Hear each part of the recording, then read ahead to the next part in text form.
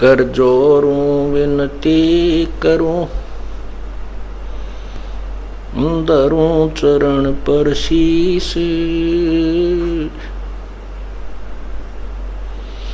गुरु राम देवानंद जी महाराज ने दियो नाम बख्शीश। कोटि कोटि सिजदा करूं, कोटि कोटि प्रणाम। चरण कमल में राखियो मैं बांदी जाम गुलाम। जय इब कै सतगुरु मिले, सब दुख आखूं रो। चरणों ऊपर शीश धरूं, कहूं जो कहनी हो। गुरु जी तुम ना बोलियो, चाहे लाख लोग मिल जाएं। हमसे तुमको बहुत है, तुमसे हमको नहीं। तुम्हारे वे सारे क्या बने, किसकी शरण में जाऊं। शिव विरंच मुनि नारदा, तिनके हृदय न समाऊं। अवगुण किए तो बहुत किए, करत न मानी हार। बावे बंदा बख्श दियो, बावे गर्दन उतार। अवगुण मेरे बाप जी, बख्शो गरीब नवाज। जो मैं पूत कपूत हूँ, बर पिता को लाज। मैं अपराधी जन्म का, नक्सक बरे विकार। तुम दाता दुख भंजना, मेरी करो संभाल।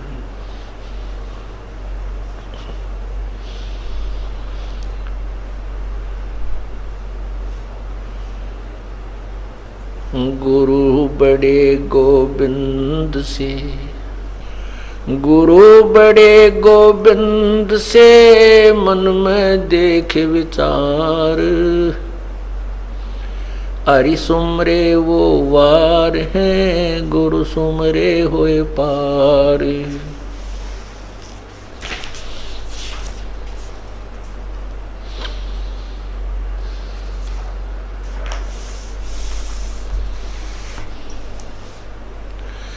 गुरु गोबिंद दोनों खड़े, काके लगू पाए।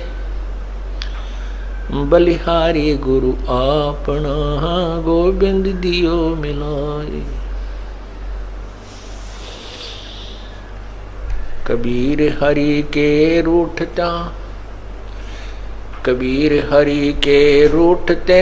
गुरु की शरण में जावे, कहे कबीर गुरु रूठ गए तो हरि ना होत सहाय। गुरु गोबिंद कर जानियो,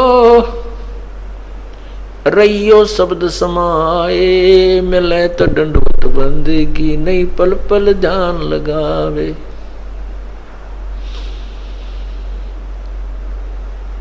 गुरु को मानुष जोग ने, करे चरणामृत को पान। ते नर नर के जावेंगे, हे यज्ञ युगन हो स्वान।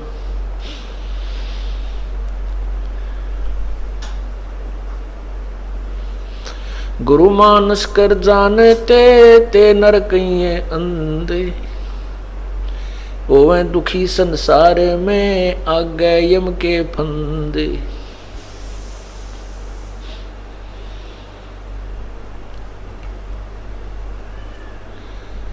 गुरु बिन माला फेरते, गुरु बिन देते दान। गुरु बिन दोनों निष्फल हैं, पूछो वेद पुराण। राम कृष्ण से कौन बड़ो उन्हों भी गुरु कीन, तीन लोक के वे धनी गुरु अगदीन।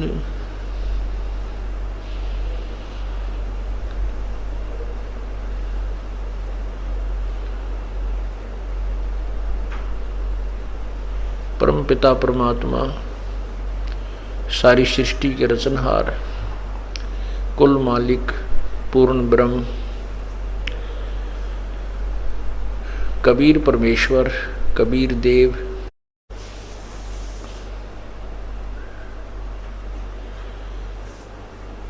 हम कालजाल में फंसी हुई अनजान आत्माओं को अपने निज घर की खबर देने के लिए, सतलोक की जानकारी, सतलोक का ज्ञान कराने के लिए वे स्वयं ही प्रकट होते हैं। अपने द्वारा रची हुई सृष्टि की जानकारी, उसका पूर्ण रूप से ज्ञान वो स्वयं ही प्रदान करता है, परमात्मा ही कर सकता है। जैसे गीता जी अध्याय नंबर 10 श्लोक नंबर 2 में कहा है, गीता ज्ञानदाता अर्थात ये ब्रह्म काल कह रहा है कि मेरे जन्म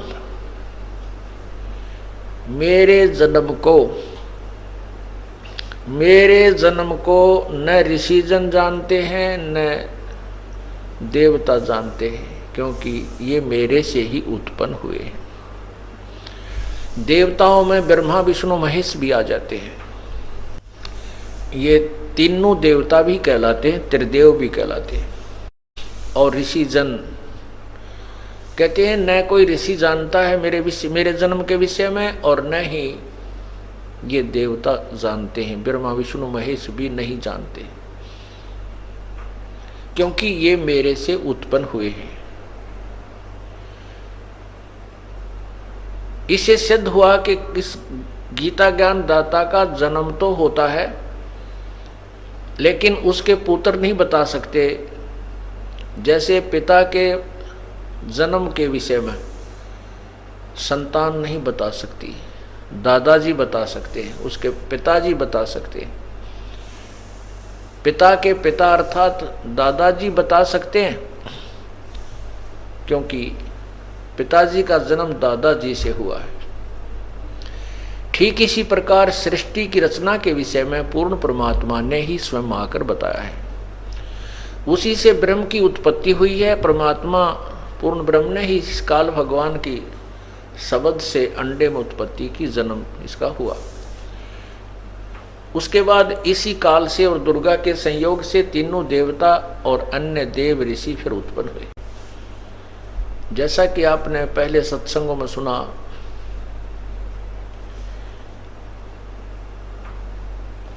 कि काल भगवान चाहता है इस प्राणी को मिसगाइड रखूं, ये अपने सतलोक के विषय में जाने ही नहीं कि कोई इस ब्रह्म लोक से ऊपर या स्वर्ग से ऊपर कोई भी देवता है, भगवान है, इसके विषय में इस प्राणी को जानकारी ही ना हो। और ऐसा ही अभी तक रहा है। जैसे आपने रामानंद जी से हुई चर्चा में परमात्मा कबीर जी से जो चर्चा हुई थी, रामानंद जी ने कहा था कि 4 वेद और 6 शास्त्र में, रामानंद जी कह रहा है, हमें तो यही सुना है, यही पढ़ा है कि इस स्वर्ग से ऊपर कोई स्थान नहीं है और ब्रह्मा विष्णु महेश से अन्य कोई देवता नहीं है, कोई परमात्मा नहीं है।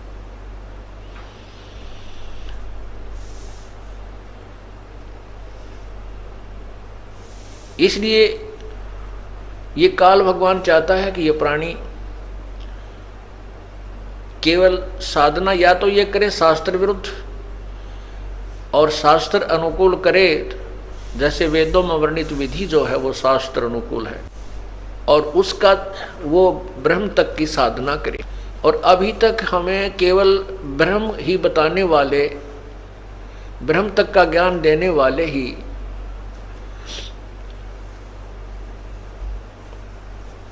संत ऋषिजन मिले। ब्रह्म तक का ज्ञान देने वाला भी कोई एक आध ही था, बाकी तो यही ब्रह्मा विष्णु महेश तक की साधना बताने वाले या फिर उससे भी नीचे सरहद पत्तर गांव के बाबा की, गांव में कोई ऐसे छोटा मोटा मंडी बना करके उनकी पूजाओं की ही जानकारी दिया करते थे। वो पूर्ण ब्रह्म, जबकि वेदों में, गीता जी में उस पूर्ण परमात्मा की जानकारी बहुत है और वेद ज्यादातर उसी की महिमा से भरे हुए हैं। पवित्र गीता जी में भी उस परमात्मा की महिमा की कोई कमी नहीं छोड़ रखी, लेकिन वेदों और गीता जी में एक यही अभाव रहा है कि पूर्ण परमात्मा के पाने की विधि नहीं है, उसकी वे ऑफ वर्शिप नहीं है, पूजा की विधि नहीं है। ज्ञान है कि इन भगवानों से कोई सुप्रीम पावर और है जो सर्वशक्तिमान है, सबका रचने वाला है, सभी उसी से आधारित है, लेकिन वो कौन है, कैसा है, उसके पाने की विधि क्या है, ये वेदों और गीता में नहीं है, क्योंकि ये तो एक मैट्रिक, एक 10वीं तक का सिलेबस है, मैट्रिक तक का सिलेबस है। ये चारों वेद और गीता जी और कुरान, और पुराण तो प्राइमरी क्लास का है, पुराणों में जो ज्ञान है वो तो प्राइमरी क्लास का भी ढंग से नहीं है, प्राइमरी क्लास का ही समझो उसको। और वेदों और गीता में ये मैट्रिक तक है और 10वीं तक की पढ़ाई हमने बहुत बार पढ़ ली, इसलिए हमने अब आगे की पढ़ाई पढ़नी है। जैसे गीता जी अध्याय नंबर 7 के श्लोक 19 में कहा है कि बहुनाम जन्मानाम अन्ते ज्ञानवान माम प्रपद्यते। बहुत बहुत जन्मों के किसी अंत के जन्म में कोई ज्ञानी पुरुष, ज्ञानवान, जैसे गीता जी अध्याय नंबर 7 के श्लोक 16 और 17 में स्पष्ट किया है कि 4 प्रकार के श्रद्धालु मेरी साधना करते हैं, एक जिज्ञासु, एक आर्थ, एक अर्थार्थी और एक ज्ञानी।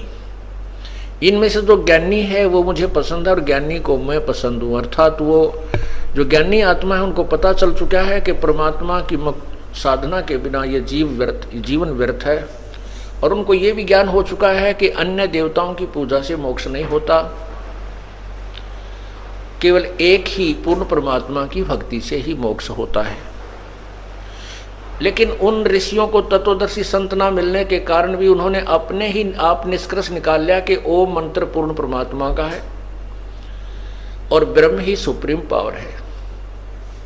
इसलिए उन्होंने कुछ तो वेदों की साधना शास्त्र अनुकूल, जैसे ओम नाम का जाप आदि यज्ञ करना, और साथ में जो हठ योग है ये काल भगवान ने इनको मिसगाइड कर दिया आकाशवाणी करके। जैसे कल बताया था, ब्रह्मा को वेद प्राप्त होने से पहले ही आकाशवाणी कर दी थी काल ने कि तप करो तप करो, इसलिए तप की बीमारी और बढ़ गई साधु समाज, भक्त समाज में।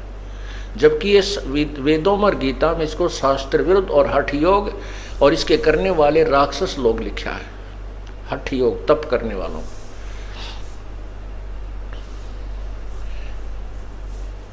तो ऐसा ये साधना इन वेदों और गीता में जो ज्ञान है ये केवल ब्रह्म तक का है, इसी के पाने की विधि है।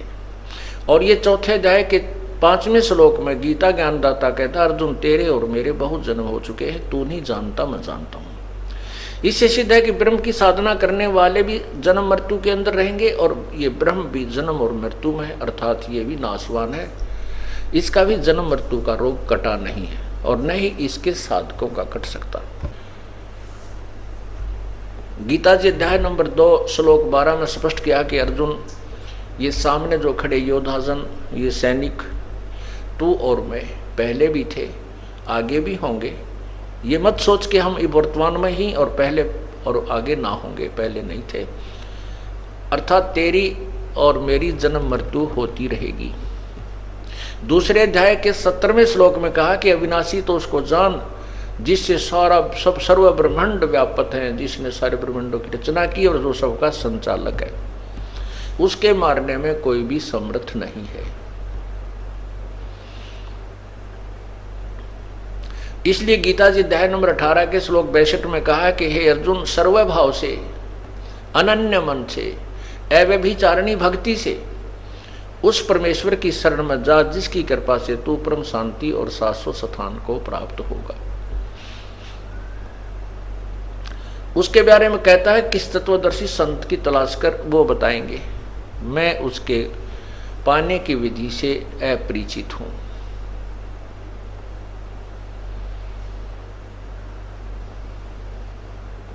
मेरे पाने का एक ओम मंत्र है। 8वें अध्याय के 13वें श्लोक में गीता जी में स्पष्ट किया कि ओम इति एक अक्षरम ब्रह्म व्यवहारन माम अनुसमरण। मुझ ब्रह्म का केवल एक ओम मंत्र है, उच्चारण करके स्मरण करने का। और यह प्रयाति तजंदेहम सयाति परमाम गति, जो इसको आखिरी श्वास तक शरीर छोड़ने तक इसका जाप करता है वो मेरे वाली परम गति को प्राप्त करता है। 7वें अध्याय के 18वें श्लोक में अपनी परम गति को स्वयं ही कहता है ये भी अनुत्तम है, अश्रेष्ठ है, क्योंकि इसमें जन्म मृत्यु मेरी भी और मेरे साधकों की भी होती रहेगी। इसलिए 15वें अध्याय के 4थे अध्याय के 34वें श्लोक में किसी तत्वदर्शी संत की खोज करने के लिए कहा है। उस तत्वदर्शी संत की पहचान पर अध्याय नंबर 15 के प्रथम मंत्र में बताई है कि वो तत्वदर्शी संत अर्थात वेद के जानने वाला वो संत होगा जो सभी उल्टे लटके संसार रूपी वृक्ष के सभी पार्ट्स के बारे में, सभी अंगों के बारे में, जड़ कौन है, तना क्या है, डार क्या है और शाखा कौन है, पात क्या है, ये बताएगा। वो तत्वदर्शी संत होगा। स वेदविद, वो वेद के तात्पर्य को जानने वाला है। 15वें अध्याय के 4थे श्लोक में कहा है कि उस तत्व ज्ञान की प्राप्ति के उपरांत इस उलझे हुए ज्ञान को अर्थात इस संसार रूपी ज्ञान को, वृक्ष को, उस तत्व ज्ञान रूपी शस्त्र से काटकर अर्थात उस तत्व ज्ञान को समझकर उसके पश्चात उस परमेश्वर के परम पद की खोज करनी चाहिए, जहां जाने के बाद साधक फिर कभी जन्म मृत्यु में नहीं आते, कभी लौटकर संसार में नहीं आते, और जिससे ये संसार रूपी वृक्ष की प्रवृत्ति विस्तार को प्राप्त हुई अर्थात जिसने सब ब्रह्मांडों की रचना की है। और गीता ज्ञानदाता कहता है मैं भी उसी की शरण में हूं। इसलिए पूर्ण श्रद्धा के साथ उसी की साधना करनी चाहिए। गीता अध्याय नंबर 18 के श्लोक 64 में कहा है कि अर्जुन तुझे सब वेदों से भी एक और गुप्त भेद बताता हूं कि वही परमात्मा, वो तत्व ब्रह्म, वो परम अक्षर ब्रह्म, जिसके विषय में 18वें अध्याय के 62वें श्लोक में जिसकी शरण में जाने को मैंने कहा है वो मेरा भी पूज्य देव है, मेरा भी इष्ट है। तो इससे सिद्ध हुआ कि गीता और वेद गलत नहीं है। इनको जिन्होंने समझा वो विद्वान नहीं थे, नहीं समझा वो विद्वान नहीं थे, अविद्वान थे, जो वेदों को और गीता को नहीं समझ सके। जैसे महर्षि दानंद जी वेदों को एक श्रेष्ठ और सत्य शास्त्र मानते हैं। उनकी अपनी सोच है, उनके अपने कथन है कि वेदों के विरुद्ध अगर किसी की भी टिप्पणी है, कोई विवेचन है, वो मान्य नहीं।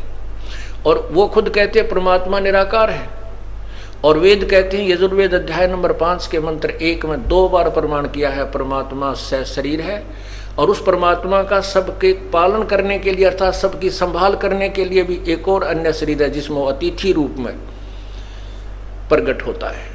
अतिथि का अर्थ होता है जिसके आने की कोई तिथि पूर्व निर्धारित ना हो, अतिथि मेहमान रूप में आता है। विश्व कहते हैं अग्नि तनुरसी, यजुर्वेद अध्याय नंबर 5 के श्लोक मंत्र 1 में लिखा अग्नि तनुरसी विष्णुवे तवा सोमस्य तनुरसी, 2 बार गवाही दे रखिए। अग्नि माने परमेश्वर, हे परमेश्वर आप, तनु माने शरीर, सह शरीर रसी माने हैं, आप सह शरीर हैं अर्थात आप साकार हैं।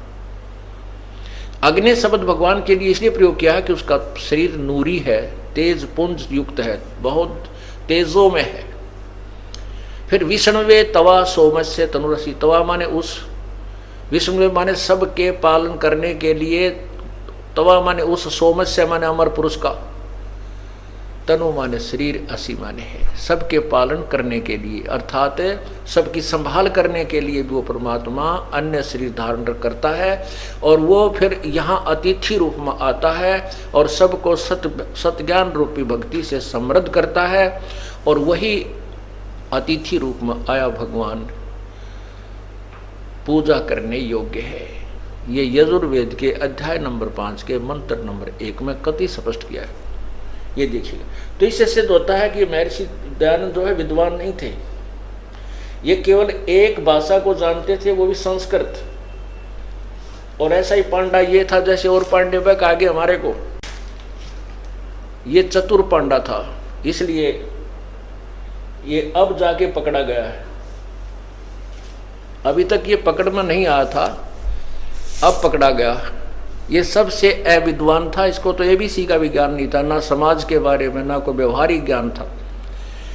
अब देखिएगा यजुर्वेद, और ये महर्षि दान सरस्वती द्वारा इसका अनुवाद है। इसमें ज्ञान का अड़ंगा कर रखा है इसने, अपनी उस अधूरी सोच को ऊपर रखने के लिए कि परमात्मा निराकार है, इस यथार्थ अनुवाद नहीं किया। ये देखिएगा कहाँ से प्रकाशित है। प्रकाशक है सार्वदेशिक आर्य प्रतिनिधि सभा 2/5 महर्षि दान भवन, रामलीला मैदान, नई दिल्ली। इसमें देखिएगा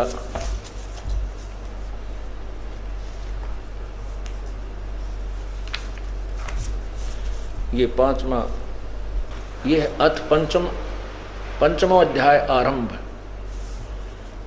और यहां देखिए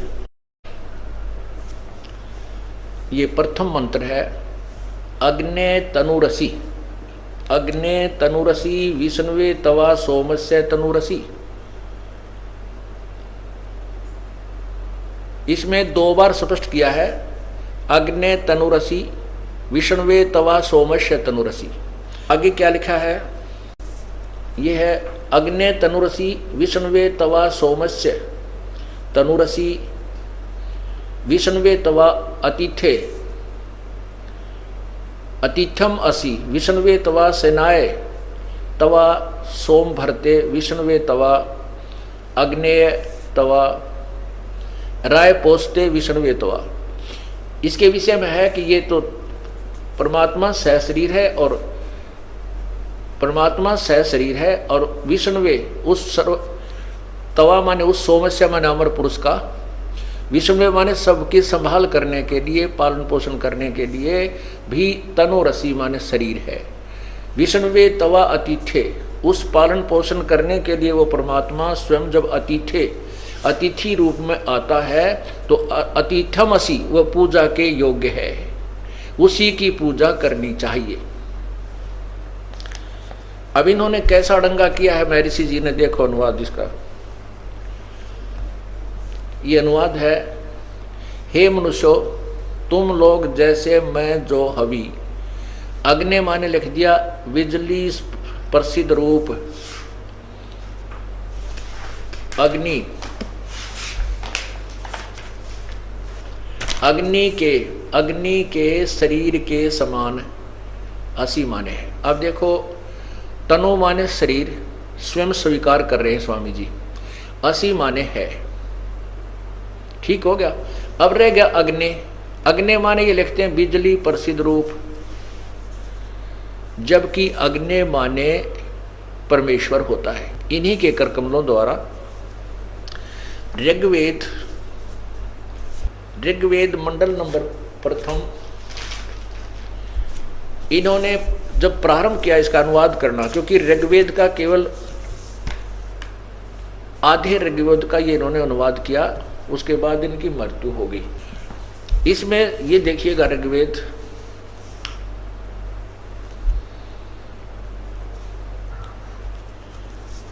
और ये कहाँ से प्रकाशित है, ये है सार्वदेशिक आर्य प्रतिनिधि सभा, प्रकाशक है सार्वदेशिक आर्य प्रतिनिधि सभा 3/5 महर्षि दान भवन, रामलीला मैदान, नई दिल्ली। और यहां स्वामी जी क्या कहते हैं,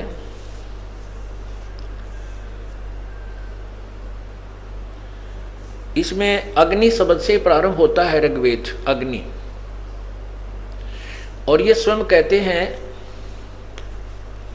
कि अग्नि के दो शब्द हैं। यहां अग्नि शब्द के दो अर्थ करने में प्रमाण है। ये है कि इंद्र मित्रम, इस ऋग्वेद के मंत्र से जाना जाता है कि एक सद ब्रह्म के इंद्र आदि अनेक नाम हैं, तथा इस यजुर्वेद के मंत्र से भी अग्नि आदि नामों से सच्चिदानंद लक्षणों से ब्रह्म को जानना चाहिए। अग्नि माने, अग्नि का अर्थ ये ब्रह्म यानी भगवान ही जानना चाहिए, भगवान मानते हैं सुप्रीम पावर इत्यादि सतपथ ब्राह्मणों के प्रमाणों से भी अग्नि शब्द ब्रह्म और आत्मा इन दो अर्थों का वाची है। इस प्रमाण से भी अग्नि शब्द से प्रजा, प्रजा करके भौतिक, और प्रजापति शब्द से ईश्वर का ग्रहण होता है। इन प्रमाणों से सत्याचरण के नियमों का जो यथावत पालन करना है सो ही व्रत कहता है, और इस व्रत का पति परमेश्वर है। इसलिए इस ऋग्वेद के प्रमाण से ज्ञान वाले अर्थात तथा सर्वज्ञ प्रकाश करने वाले विशेषण से अग्नि शब्द करके ईश्वर का ग्रहण होता है। अग्नि माने अग्नि या अग्नि का अर्थ स्पष्ट करते हैं कि इसका अर्थ समझो परमात्मा है। और इन्होंने स्वयं ही इसी में ऋग्वेद में के प्रथम मंत्र के प्रथम मंडल के प्रथम ही अनुवाक में, प्रथम ही मंत्र में अनुवाक में 7-8 मंत्र हैं। इनमें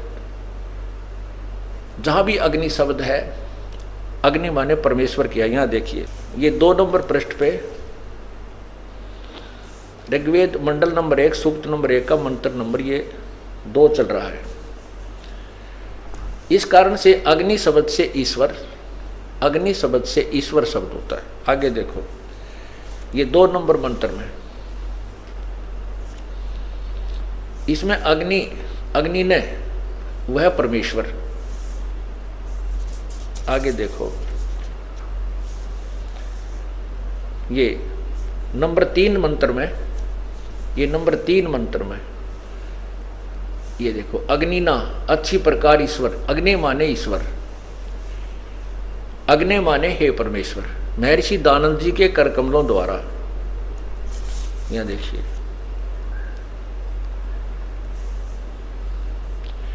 अब ये श्लोक नंबर 7 में, ये देखिए श्लोक नंबर 7 में अग्नि, अग्नि माने हे सब के उपासना करने योग्य परमेश्वर। अर्थात यहां देखो नीचे 9 में, यहां देखो 9 में अग्नि माने ज्ञानवान परमेश्वर। और भी ना जाने कितने स्थानों पर इन्होंने अग्नि माने परमेश्वर किया है। स्वामी दानंद जी ने अपने कर कमलों से यह अनुवाद है ऋग्वेद मंडल नंबर 1 पर और अनुवाद नंबर 1 के श्लोकों का, मंत्रों का। अब आपको दिखाते हैं इन्हीं स्वामी दानंद जी के मार्गदर्शन के अनुसार एक आर्य समाजी ने श्याम वेद का अनुवाद किया है। आर्य समाजी संस्कृत के विद्वान ने, और देखना ये श्याम वेद और यजुर्वेद इकट्ठा जल्द किया हुआ है।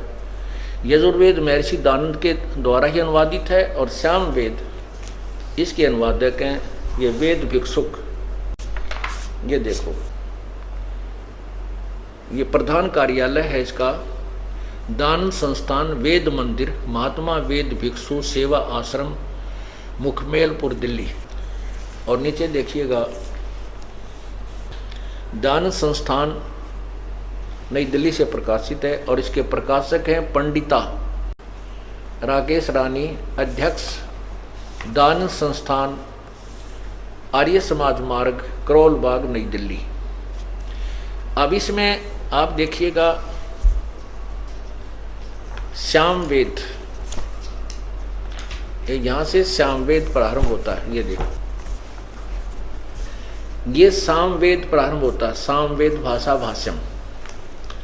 इसके प्रथम ही अध्याय में और प्रथम ही जितने भी श्लोक आते हैं, अग्नि माने हे ईश्वर, अग्नि माने हे परमेश्वर, अग्नि माने हे ईश्वर को, अग्नि माने परमेश्वर, अग्नि माने हे ईश्वर, अग्नि माने हे ईश्वर, अग्नि माने हे ईश्वर, अग्नि माने हे ईश्वर, अग्नि माने हे परमेश्वर, अग्नि माने हे परमेश्वर, अग्नि माने हे परमेश्वर, यानी अग्नि माने हे परमेश्वर। और भी 50 सैकड़ों स्थानों पर अग्नि माने परमेश्वर। दास ने अपनी तरफ से कुछ नहीं मिलाया, इन्हीं महापुरुषों के द्वारा की हुई अनुवाद को और तुलना कर दी। यदि इस यजुर्वेद के मंत्र नंबर 5 के श्लोक अध्याय नंबर 5 के मंत्र 1 में अग्नि माने परमेश्वर लिख दे और बाकी स्वामी जी स्वीकार कर ही रहे हैं, तनो माने शरीर सी माने परमेश्वर से शरीर हो गया, और ये सत्य है। और इस मंत्र का अनुवाद भी यही बनता है जो दास बता रहा है। महर्षि दानंद जी ने यहाँ क्यों घुमा दिया? क्योंकि इनकी थ्योरी थी परमात्मा निराकार है। ये वेदों के विद्वान नहीं थे। अगर विद्वान होते तो ऐसी सत्यार प्रकाश में ये गलत टिप्पणी नहीं देते। देखिएगा सत्यार प्रकाश उन्हीं के करकमलों द्वारा सप्तम समोल्लास में, ये देखिएगा सत्यार प्रकाश, ये है महर्षि दयानंद सरस्वती। ये देखो हठ योग कर रहे हैं स्वामी जी, हठ योग। और ये किसी भी वेद या गीता में प्रमाण नहीं है कि ऐसा हठ योग करें, नहीं। नाम उठत नाम बैठत नाम सोत जागवे, नाम खाते नाम पीते नाम से ती लागवे। यजुर्वेद अध्याय नंबर 40 के मंत्र नंबर 15 में लिखा है कि ओम कर्तु समर कलवे समर और कर्तुम समर, अर्थात ओम नाम का जाप काम करते करते समन करो। ये देखो ये है यजुर्वेद, ये वही यजुर्वेद है। और इसके अध्याय नंबर 40 का ये 44वां अध्याय 40वां अध्याय है। इसमें देखो ये मंत्र नंबर 15, मंत्र नंबर 15 में संस्कृत देखिएगा। ओम कर्तो समर किलवे समर और कर्तुम समर। ओम नाम का जाप, कर्तो माने काम करते करते स्मरण करो, किलवे माने विशेष कसक के साथ स्मरण करो, कर्तुम अपना परम कर्तव्य जान करके प्रभु की भक्ति, यानी मनुष्य जीवन का मुख्य उद्देश्य भगवान की भक्ति करना है, ये सोच कर करो। और यहाँ स्वामी जी क्या करते हैं, इसका अनुवाद क्या लिखा है? कर्म करने वाले जीव तू शरीर छूटते समय ओम इस नामवाचक ईश्वर को स्मरण कर। अपुण्यात्मा इससे सेंटेंस से सिद्ध होता है कि स्वामी जी ओम नाम जाप करने का भी सलाह नहीं देते थे, क्योंकि इसका अनुवाद भी ये ठीक नहीं कर पा रहे। ये कह रहे हैं कि जिस भगवान का ओम नाम है उस भगवान का स्मरण करो, ना कि ओम नाम का। इसमें सपट लिया के ओम कर्तु समर किलबे समर कर्तुम समर। ओम नाम का जाप काम करते करते स्मरण करो, विशेष कसक के साथ स्मरण करो और अपना परम कर्तव्य जानकर भगवान का ओम नाम का स्मरण करो। और ये कहते हैं जिस भगवान का ओम नाम है उसका स्मरण करो, ना कि ओम का नाम नहीं लिखा को ओम स्मरण करो। ये देखो करने वाले हे कर्म करने वाले जीव शरीर छूटते समय उस ओम इस नाम वाच्य ईश्वर को, ओम नाम वाच्य जिसका ओम नाम है उस ईश्वर को, ओम नाम है ब्रह्म का, कहते ब्रह्म का स्मरण कर, नोट ओम का। इनके अनुवाद से स्पष्ट होता है। यहां देखिए स्मरण कर किलवे अपने सामर्थ्य के लिए पर महात्मा और अपने स्वरूप का समर्पण समरण कर तुम अपने किए समर किए का समरण कर। इस तरह अब ये इसमें स्पष्ट है, हठ योग नहीं करना है।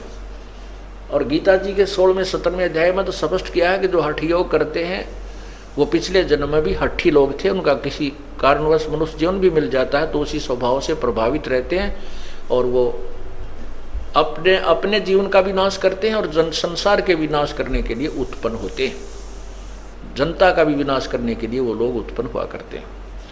अब देखिएगा ये सत्यार्थ प्रकाश,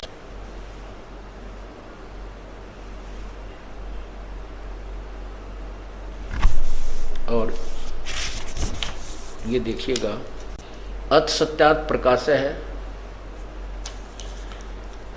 श्रीमद् परमहंस पर विराजक आचार्य महर्षि दानंद सरस्वती स्वामी विरचिता।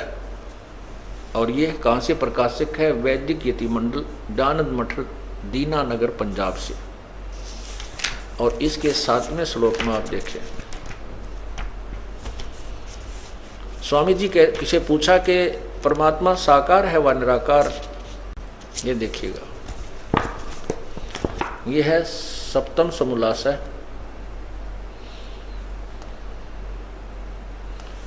और यहाँ प्रश्न नंबर 154, और यहाँ देखिएगा, प्रश्न किया किसी ने कि प्रश्न ईश्वर साकार है व निराकार?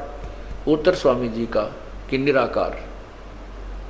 और अपनी थ्योरी को यहाँ आप ही फेल कर रहे हैं। प्रश्न किसी ने प्रश्न किया परमेश्वर की स्तुति प्रार्थना उपासना करना चाहिए व नहीं? उत्तर महर्षि जी का करनी चाहिए। प्रश्न क्या स्तुति आदि करने से ईश्वर अपना नियम छोड़ स्तुति प्रार्थना करने वाले का पाप छुड़वा देगा? उत्तर स्वामी जी का नहीं। प्रश्न तो फिर स्तुति प्रार्थना क्यों करना? प्रश्नकर्ता कहता है कि जब भगवान पाप ही नहीं छुड़ा सकता तो फिर उसकी साधना की आवश्यकता भी क्या है? पुण्यात्मा, सीधी सी बात है, भगवान की स्तुति साधना इसलिए की जाती है कि हमारे जो कष्ट आवे वो दूर हों। और कष्ट आते हैं पाप कर्मों से, सुख होता पुण्यों से, दुख होता पापों से, पूर्व जन्म के किए हुओं का वर्तमान में मिल रहा होता है। और हम इसलिए परमात्मा के चरणों में जाते हैं कि हमारे ऊपर आने वाली आपदा जो कर्म के भी है वो भी ना आए, ताकि हमारे पाप कर्मों का विनाश हो। और यदि जैसा किया वो जो का तू भोगते ही रहे तो फिर भगवान की साधना की आवश्यकता ही समाप्त हो जाती है। हाँ, जहाँ तक इन लोगों को ज्ञान था, उस भगवान का नियम है कि जैसा कर्म करेगा वैसा ही फल मिलेगा। उस पूर्ण परमात्मा का विधान है कि उसकी साधना करने से पाप कर्म विनाश हो जाते हैं और पुण्य ही प्राप्त होते हैं। तो यहाँ ये कहते हैं कि नहीं, पाप नहीं कटेंगे। तो प्रश्नकर्ता कहता है फिर स्तुति प्रार्थना करने की फायदा क्या? तो फिर स्तुति प्रार्थना क्यों करना? उत्तर स्वामी जी कहते हैं उनके करने का फल अन्य ही है। क्या? प्रश्नकर्ता कहता है क्या है? उत्तर स्वामी जी कहते हैं इससे स्तुति से ईश्वर में प्रीति, उसके गुण कर्म स्वभाव से अपने गुण कर्म स्वभाव का सुधरना, प्रार्थना से निरअभिमानता, उत्साह और साहे का मिलना, उपासना से परब्रह्म से मेल और उसका साक्षात्कार होना। मेल और साक्षात्कार, किसी से मिलना, तो साकार के बिना निराकार से मिलेंगे क्या? कैसे? जब कोई निराकार है और सर्वव्यापक हो तो वह पहले ही मिला हुआ है, पहले ही हमारे से अभेद है। यदि वो परमात्मा निराकार है और उसको हम केवल सर्वव्यापक मानकर छोड़ देते हैं तो पहले ही मिला हुआ था। फिर उपासना से कैसे मिलन हुआ? उसका साक्षात्कार होना। साक्षात्कार दो साकार वस्तु को देखना ही साक्षात्कार है। तो यहाँ अपने ही सिद्धांत को अगले ही पृष्ठ पर फेल कर रहे हैं कि पहले पर कह रहे हैं भगवान निराकार है, इस पर कह रहे हैं उसका साक्षात्कार होता है। तो बुद्धिमान को संकेत ही बहुत होता है कि स्वामी दानंद जी विद्वान नहीं थे, इनको किसी भी क्षेत्र का ज्ञान नहीं था, केवल एक संस्कृत भाषा जानते थे। बचपन ये ब्राह्मण थे और बचपन से इनका कर्म था यही कर्मकांड करना, और बचपन से ही वेदों का रट्टा लगाया करते थे। ये यजुर्वेदी ब्राह्मण थे। इनकी हिस्ट्री में लिखा है दास एक भी शब्द बेप्रमाणित नहीं बोलता।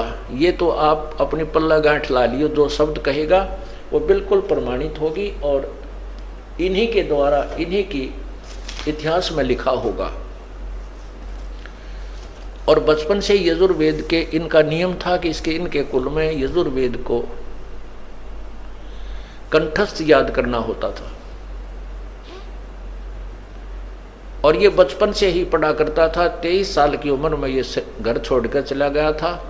फिर 12-13 अज्ञानी संतों के पास गया। उन्होंने जो भी उसको ज्ञान दिया उसको ग्रहण करके इसने सत्यार प्रकाश में वो अज्ञान ठोक दिया। इसमें कहीं सिर नहीं, कहीं पैर नहीं। एक पृष्ठ पे कुछ लिखा है, दूसरे पे उसका खंडन है, तीसरे पे कुछ और लिख रहा है, 5वें पे कुछ और लिख रखा। और फिर समाज के बारे में इनकी टिप्पणी पढ़ ले तो आग लग जाए पूरे समाज में। ऐसे विचार हैं क्या नाम है सत्यार प्रकाश में। तो कहने का भाव ये है कि परमात्मा अपने द्वारा रची हुई सृष्टि को और अपने विषय में स्वयं ही बताने आता है। ये भी वेदों में ही प्रमाण है। वेदों में ही लिखा है कि वो परमात्मा अपने द्वारा रची हुई सृष्टि को खुद ही स्वयं ही भिन्न भिन्न प्रकार से वर्णन करके बताता है। अथर्ववेद कांड नंबर 4 के अनुवाक नंबर 1 के मंत्र नंबर 6 में स्पष्ट है कि वो परमात्मा अपने द्वारा वही सब ब्रह्मांडों की रचना करता है। उसी से ब्रह्म की उत्पत्ति हुई है और वही अपने द्वारा रची हुई सृष्टि को भिन्न भिन्न पूरा निर्णायक विस्तार से बताता है। अब सिद्ध हुआ कि परमात्मा सशरीर है और ये भी सिद्ध हुआ कि स्वामी दयानंद जी जो है वो केवल एक संस्कृत भाषा जानते थे। उनको कोई भी आध्यात्मिक ज्ञान नहीं था। वो तो बिल्कुल अज्ञानी व्यक्ति थे और उनको एक विद्वान मान करके ना जाने कितना भोला समाज उनके अनुयायी बन गया था। अब तो धीरे धीरे इंसान समझता जा रहा है। जो अपना अब सत्संग विषय चल रहा है कि काल भगवान ने अपने नकली दूत ये कलयुग ऋषि महर्षि बना करके भेज दिए। जनता को अपनी लतीफेदार कहानी सुना सुना कर शास्त्र विरुद्ध ज्ञान इनके अंदर भर दिया, ठोक दिया और ये बेचारे लदे फिरे हैं उस अज्ञान से। और अब ये ज्ञान आ रहा है, तत्व ज्ञान सामने प्रकट हो रहा है। उन लोगों के पेट में दर्द हो रहा है जिनकी दुकानें बंद होने जा रही हैं, जो इन सत्यार्थ प्रकाश और वेदों को बेच के अब और गीता आदि पुराणों को बेच के अपनी रोजी रोटी खा रहे थे, बना रहे थे। केवल उन चंद लोगों को ये समस्या उत्पन्न हो गई है और वही जनता को गुमराह करने में लगे हुए हैं। इस दास के बारे में अनाप शनाप बकते फिरते हैं, वो गुंडा है, बदमाश है, ऐसे करता है, क्योंकि वो सच्चाई तो उनकी फेल होगी। अब झूठ का सहारा ले रहे हैं। कितने दिन लेंगे, कितने दिन चलेगी? अब नहीं चल सकती। ये तो बहुत पुराने समय की कहानी थी। अब उन जो स्वार्थियों ने जो झूठ कपट समाचार पत्रों में, इलेक्ट्रॉनिक मीडिया में कैसी बकवास करी, और उसमें एक भी सिद्ध करके दिखा दो, एक भी जो समाचार पत्रों में या मीडिया ने जो बकवास करी है एक सिद्ध करके दिखा दो, हम ये संताइए छोड़ देंगे। तो कहने का भाव यह है कि सत्य को कोई दबा नहीं सकता। लाल के ऊपर कीचड़ डाल देने से उसकी कीमत कम नहीं हो सकती। समझदार पारखी उसको धोकर साफ करके जेब में डाल लेता है, तिजोरी में रख देता है, क्योंकि वो उसकी कीमत से परिचित होता है। अब गीता और वेदों में परमात्मा की महिमा सची थी तो लिखी है उस पूर्ण ब्रह्म की, लेकिन उसके पाने के विषय में वेद कहते हैं कि हम नहीं जानते। नेति नेति नेति, वेद लास्ट में लिख देते हैं कि नेति नेति नेति न इति, इतना ही नहीं है, यही समाप्त नहीं होता। ये समाप्त नहीं है। जो मैंने ज्ञान दिया है ये उस परमात्मा की महिमा इतनी ही नहीं है, वो कहाँ है फिर? वो तत्वदर्शी संत और सबसम वेद में तत्वदर्शी संत बताएगा और सबसम वेद में लिखा हुआ है। और वो सबसम वेद गीता जी अध्याय नंबर 4 के श्लोक 32 में स्पष्ट किया है कि वो पूर्ण परमात्मा के मुख्य ज्ञान में, उस सच्चिदानंद घन परमात्मा के मुख्य ज्ञान में अर्थात सबसम वेद के अंदर वो परमात्मा परमेश्वर के पाने की, अपने ही पाने की भिन्न भिन्न प्रकार की विधि लिखी हुई है। उस तत्व ज्ञान को चौथे अध्याय के 34 के में श्लोक में कहा है, किसी तत्वदर्शी संत से पूछो। उस ज्ञान को जो चौथे अध्याय के 32वें श्लोक में जिस तत्व ज्ञान के विषय में कहा है, उसके विषय में किसी तत्वदर्शी संत से पूछो। चौथे अध्याय के 34वें श्लोक में उनको दंडवत प्रणाम करो, कपट छोड़कर उनसे प्रसन्न करने से वो तत्वदर्शी संत उस परमात्मा के विषय में ज्ञान बताएंगे। और उस परमात्मा की प्राप्ति के लिए हमने प्रयत्न करना चाहिए, उसके बिना हम अपना जीवन व्यर्थ कर रहे हैं। मानुष जन्म पाए कर जो नहीं रटे हरि नाम, जैसे कुआ जल बिना फिर बनवाया किस काम। मनुष्य जन्म पाकर के प्राप्त करके यदि हमने परमात्मा की भक्ति नहीं की तो हमारा मानव शरीर ऐसा है जैसे किसी कुएं में जल ना हो और बाकी सारी उसके पक्का भी बना रखा है और उसके ऊपर बड़े अच्छे चित्र भी बना रखे हैं, लेकिन जल नहीं है तो वो कुआं नाम अवश्य है, लेकिन गुण कुएं वाले नहीं है। इसी प्रकार जो मनुष्य परमात्मा की भक्ति नहीं करता, मानव शरीर धारण करके स्त्री या पुरुष, उसका नाम मानव, वो शरीर मानव अवश्य है लेकिन गुण मानव के नहीं है।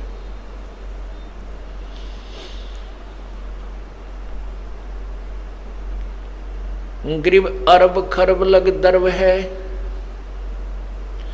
रपती कोट अनंत, नाहक जग में आई या जिन से न पूर्ण संत।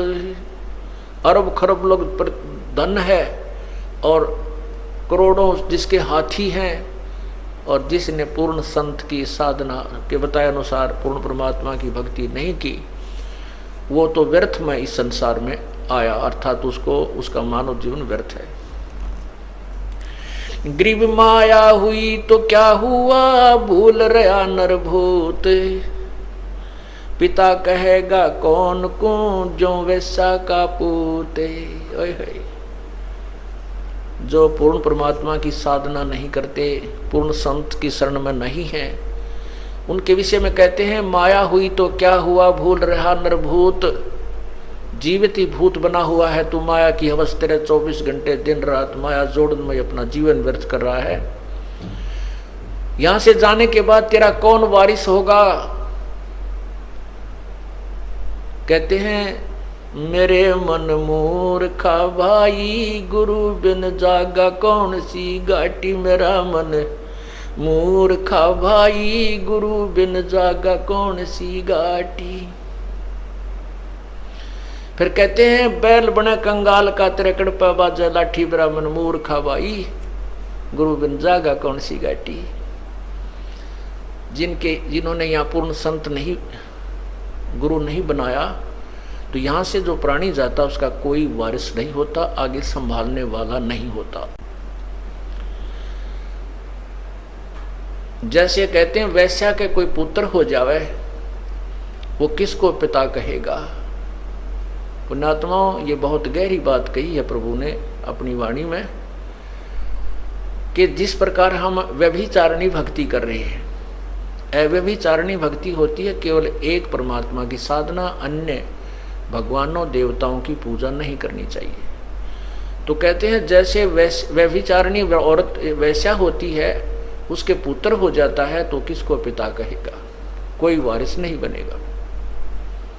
तो इसी प्रकार जिन्होंने पूर्ण संत और एक प्रभु की साधना नहीं की, वो साधक भी और जो साधना नहीं करते वो भी, चाहे कितने धनपति हैं, कितने उनके पास संपत्ति है और कितने ही वो माया में लीन है, कितनी माया उनके पास है। यहाँ से जाएंगे तो कहते हैं आगे जाकर उनका कोई ठिकाना नहीं। आगे गए ना बावड़े रहते भी सब जाही, बिन साहिब की बंदगी कहीं ठोर ठिकाना नहीं। जैसे मोती जैसा मोती ओस का ऐसी तेरी आवे, गरीबदास कर बंदगी भाई भौर ना ऐसा दाव। ऐसा दाव, ऐसा मौका, ऐसा चांस मनुष्य शरीर और फिर ये तत्व ज्ञान, और अब भी तुम पीछे रहोगे। कहते फिर परमात्मा ना संभाले तुमने कई हजारों वर्षों तक, हजारों युगों तक नहीं संभालेगा, क्योंकि आप रिजेक्ट कर दिए जाओगे कि इतना कुछ होने के बावजूद भी, और फिर अपनी अज्ञानता और अपने ही ज्ञान के ऊपर आधारित होकर के अपने आप ही चले, संत की एक भी नहीं मानी। क्यों कुछ दिनों के बाद परमात्मा इतना सुख दे देता है, यूं सोचा बस मौज माजरी है और ऐसे ही होना था। नहीं, यही भूल समाप्त कर देना कि प्रभु के चरणों में आने के बाद जो आपने पुण्यदान किया है, ये हो सकता है आपका इस जीवन भी चल सके और एक दो जीवन और भी चल सकता है, इतना पुण्य हो जाता आपका। लेकिन जिस दिन से आप संत से विमुख हो जाते हैं उसी दिन आपका फुल स्टॉप हो जाता है। आप जो परमात्मा की मर्यादा को भंग कर देते हो, अपने मनमुखी शुरू हो जाते हो, उसी दिन से आपकी भक्ति पर फुल स्टॉप लग जाता है आगे की। जब तक आप पुनः उपदेश प्राप्त नहीं कर लेते, उपदेश प्राप्त कर लेने मात्र से भी नाम नहीं जुड़ जाता। परमात्मा कहते हैं इन बातों क्या पाइए कर सतगुर नजर निहाल, राजी कर सतगुर रूठे नू। ठीक है, कोई भक्त है पहले लगा हुआ है, फिर उसने बीच में बकवाद कर दी, दोबारा भी चौथा भी नाम ले जाता है। जब तक इस दास हृदय से उसको उपदेश नहीं देता तब तक उसका पुनर्नाम सब नहीं जुड़ पाएगा। ये मेरे बस की बात नहीं, ये परमात्मा की ही प्रेरणा अंदर से होती है। नाम अवश्य दे दिया जाता है क्योंकि हमारा स्वभाव है कि हो सकता है ये बालक फिर सुधर जाए, बच्चा भगवान का।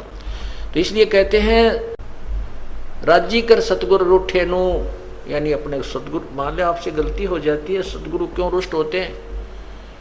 क्योंकि आप वो विद्यार्थी से टीचर रुष्ट होता है जो कोई भी मर्यादा नहीं निभाता, बार बार समझाने के बाद भी शरारत करने से बाज नहीं आता, तो वो उससे रुष्ट होता है। ऐसे ही परमात्मा का मार्ग है, आप विद्यार्थी हैं, ये दास आध्यात्मिक टीचर है।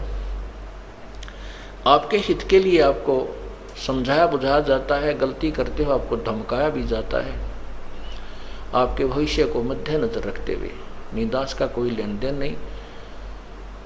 अब जो बच्चे परमात्मा से विमुख हो गए, नाम ले रखा था, गलतियों पर गलतियां की, हमने उनको धमका दिया, उनका नाम काट दिया गया यहाँ से, इस विद्यालय से, तो वो बाहर चले जाते हैं अपने दूसरे क्षेत्र में या दूसरे संत के पास, या जैसी पूजाएं उसको पहले करते थे वो करने लग जाते हैं। और वो कहते हैं हमारे ताज भी ठाठ हो रहे हैं, हमने तो उनको छोड़ दिया, उस नाम को भी, संस्था को भी छोड़ दिया, और कहते हैं अब हमें कोई हानि नहीं हो रही है। पुण्यात्माओं, आप जब तक आपका नाम जुड़ा है, आप कोई गलती करते हो, परमात्मा आपको झटका देता है एक आधा हल्का सा, ताकि तुम सुधर जाओ, सावधान हो जाओ, आगे गलती ना करो। और जब यहाँ से विमुख हो जाते हो, आपका नाम कट जाता है, आप चाहे सत्संग में भी आते रहोगे, परमात्मा आपको स्वीकार नहीं करता है, तो फिर आपके ऊपर झटके नहीं आएंगे, आपको केवल वो काल पुण्य देगा जो आपका दे रखा है। जैसे विद्यार्थी, जो बच्चा स्कूल में आता है गलती करता है, टीचर उसको पीटता भी है, एक आधा थप्पड़ भी मार दे, खुड़कावट धमकाता भी है, और जब वो बच्चा स्कूल छोड़कर चला जाता है, फिर चाहे वो गधे पर बैठ कर बारी लेता रहे, कहीं घूमता रहो, कहीं खेलो, वो टीचर उसको कुछ नहीं कहेगा, उसके साथ से निकल जाएगा। वो कितनी शरारत कर रहा हो, वो नहीं, टीचर नहीं बोलेगा उससे, क्योंकि अब उसका विद्यार्थी नहीं रहा। इसी प्रकार जो अनजान व्यक्ति यहाँ से चले गए, उनको पूर्व जन्म की जो यहाँ रहते हुए और इस जन्म में भी जो पुण्य किए, भक्ति की, वो काल उनको अवश्य देगा, और उसके कारण वो ठाठ करते नजर आएंगे, और हो सकता है इस जीवन में कोई हानि भी ना हो, क्योंकि उनको पीटेगा नहीं कि अध्यापक, क्योंकि वो अब विद्यार्थी नहीं रहे और अपना जीवन बर्बाद कर रहे हैं। फिर मजदूर लगेंगे, जो विद्यार्थी विद्यालय छोड़कर चले जाते हैं टीचर के धमकाने खुरकाने से, तो वो सफल नहीं हुआ करते। तो इसी प्रकार हमने उस परमात्मा की भक्ति करनी है। तो क्या कहते हैं,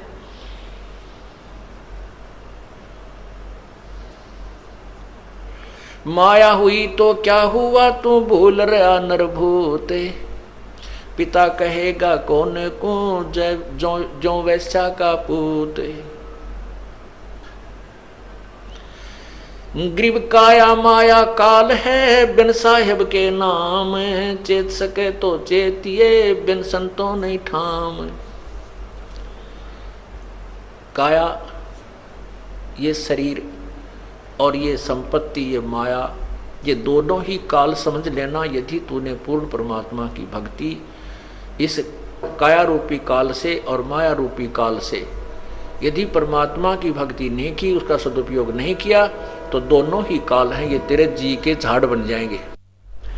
अब जैसे ये शरीर रूपी, शरीर को, काया को काल क्यों कहा? यदि हम इस शरीर के द्वारा भगवान की भक्ति नहीं करते हैं, सेवा नहीं करते हैं, दान नहीं करते हैं, तो बाकी क्या करते हैं? सारे काल के जाल में रहने के ही कार्य करते हैं। झूठ बोलते हैं, चोरी करते हैं, ठगी करते हैं, या पेट भरने का धंधा ही करते हैं। और माया काल क्यों कहा? यदि इसको सदुपयोग नहीं करते हैं, भगवान के धर्म धार्मिक कार्यों में नहीं लगाते हैं, तो ये माया हमारे जी की झाड़ बन जाएगी। क्योंकि इस माया से हम संपत्ति गणी बनावांगे, मरते समय वह संपत्ति याद रहेगी, कदे बेटे खराब कर दें, ये बालक रह गए, कदे संभाल ना सकें, और वहीं जन्म हो जाएगा, और उन्हीं का किताब बैल या कोई और पशु पक्षी बनकर वहीं घूमते रहेंगे। तो क्या कहते हैं? काया माया काल है, बिन साहेब के नाम, साहेब मन परमेश्वर, और चेत सके तो चेतिए, बिन संतों नहीं ठामे। तत्व यानी परम संत के बिना कितना ठिकाना नहीं है। अगर चेत सके तो चेतना, समझना है तो समझ जाए इस संकेत को। योनि संकट मेटे हूं, जय बिसरे ना मोहे, और जिन संसारी चित्त धरी, नहीं छुड़ाऊं तो। अब परमात्मा कहते हैं कि तेरे इस जन्म मरण के झंझट को मिटा दूंगा यदि तू मुझे नहीं भूलेगा। मुझे भूलने का तात्पर्य है मेरे द्वारा दिए गए इस ज्ञान पर दृढ़ रहेगा और ये भक्ति करता रहेगा, तो फिर मैं तुझे काल के जाल से छुड़वा लूंगा।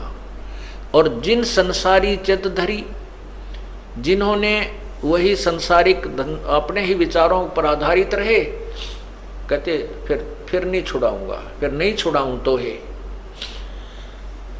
ग्रीव योनि संकट मेट हूं, जय बिसरे नहीं मोहे, जिन संसारी चित्त धरी, नहीं छुड़ाऊं तो। लख 84 बंद से सतगुर लेत छुड़ाए, और अंतर में नाम होए तो जुनी बहोर न जाए। इस लख 84 बंद होते हैं, 84 लाख योनियों में जो कर्मों के बंधन से हम बंधे हुए हैं, भोग रहे हैं, इस लख 84 बंद से सतगुरु लेत छुड़ाए। इस कैद खाने से वो बंदी छुड़वा लेता है। और उसके लिए क्या बताया है कि जिनके हृदय में सच्चे लगन से भगवान की भक्ति चल रही है, फिर वो 84 लाख योनियों में नहीं आएंगे। सब माया के ख्याल हैं, सब माया के चोज, बिन साहेब की बंदगी तू जंगल होगा रोज। ओह, ये जो राम नाम नहीं रटते, इस माया काल की माया के ही सब चोज माने आपको झूठा सुख दे रखा है। इस झूठे सुख में, इस माया के जो आनंद को आनंद मानते हैं, कार होगी, कोठी होगी, घूटी ला ली, ताश खेल लिया, इधर उधर बकवाद कर ली, नाच गा लिए, कहते हैं ये माया के चोज हैं तुझे यहाँ मूर्ख बनाए रखने के लिए। और भगवान की भक्ति के बिना फिर ये सब ठाठ बाट छोड़ करके जंगल में रोज बनेगा। रोज एक पक्षी जिसे नील गाय कहते हैं, वो सारा दिन भटकता रहता है, इधर से उधर, उधर से उधर, कोई ठिकाना नहीं। कोई कुत्ते पाड़ रहे हैं, कोई किसान लठ मार रहे हैं, इधर से उधर भगा रहे हैं। कहते हैं ऐसी दुर्गति तेरी हो जाएगी। और जो हमारी शरण में है, जो जन हमारी शरण है, ताका हूँ मैं दासे, भक्ति अनाहद बंदगी अंतलोक प्रकाश। जुन्नी संकट मेटे हूँ, देहू निश्चल बासे, और अंतर में रखूंगा जम की नहीं तरास। अब जैसे आपने पहले सुना वाणी में, अमृत वाणी में, कि माया हुई तो क्या हुआ, भूल रहा नरभूत, पिता कहेगा कौन को, तू वैश्या का पूत। अब कहते हैं जो हमारी भक्ति करता है उसके लिए क्या बताते हैं कि जुन्नी संकट मेटे हूँ, देहू निश्चल बास। निश्चल उस शाश्वत स्थान सतलोक में आपको निवास दूंगा, आपका वहाँ ठिकाना बना दूंगा, और उरंतर में रखूंगा। अपने जैसे बंदरिया अपनी छोटी सी बच्ची को सीने से लगाए फिरता है, नीचे चिपका लेता है, वर्षा से भी गर्मी सबसे बचाने की चेष्टा करती है, जैसे भी उसके पास समाधान है वो अपने बच्चे को सीने से लगाए फिरते हैं। कहते हैं ऐसे मैं आपको अपने हृदय के अंदर इस प्रकार बचा के रखूंगा और काल की त्रास पीड़ा तेरे तक नहीं आने दूंगा। जुन्नी संकट मेट हूँ, देहू निश्चल बासे, उरंतर में राखे हूँ जम के नहीं तरासे। इस माटी के मैल में मगन भया क्यों मूडे, कर साहेब की बंदगी उस साई को ढूंढ, उस साई को। ओए होए तत्ब्रह्म गीता जी के अध्याय नंबर 8 के मंत्र नंबर 1 में कहा है कि किम तत्ब्रह्म, किम अध्यात्म, किम अधियज्ञ और किम अध्यात्म पुरुषोत्तम, कि वो किम कौन सा, वो तत्ब्रह्म जिसके विषय में आपने 7वें अध्याय के 29वें श्लोक में कहा है कि तत्ब्रह्म को उस भगवान को जानने के बाद, उस ब्रह्म को जानने के पश्चात और सारे इस आध्यात्मिक ज्ञान को समझने के उपरांत और सभी कर्मों के बारे में जिसको जानकारी हो जाती है तत्व ज्ञान समझकर, उसके पश्चात वो व्यक्ति तो केवल जन्म मृत्यु से ही छूटने का प्रयत्न करता है, यहाँ की किसी भी वस्तु की इच्छा नहीं करता। उसके विषय में 8वें अध्याय के प्रथम मंत्र में अर्जुन ने पूछा कि फिर कौन है वो तत्ब्रह्म, वो परमात्मा, वो भगवान कौन है, वह भगवान कौन है, जिसके विषय में आपने 7वें अध्याय के 29वें श्लोक में कहा। 8वें अध्याय के 3रे श्लोक में गीता ज्ञानदाता भगवान कहता है कि वो परम अक्षर ब्रह्म है, वो परम अक्षर ब्रह्म है। तो यहां भी क्या बता रहे हैं, इस माटी के मैल में मगन भया क्यों मूडे, कर साहिब की बंदगी उस साईं को ढूंढे, उस साईं को ढूंढ।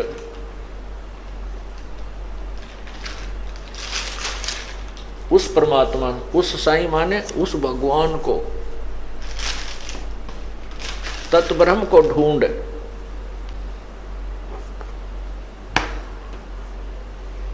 अब उस परमात्मा को कैसे ढूंढना, जैसे गीता जी अध्याय नंबर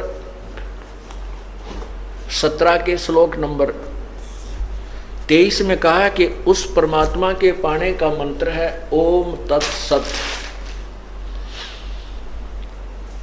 ओम तत्सत, ओम ब्रह्म का जाप है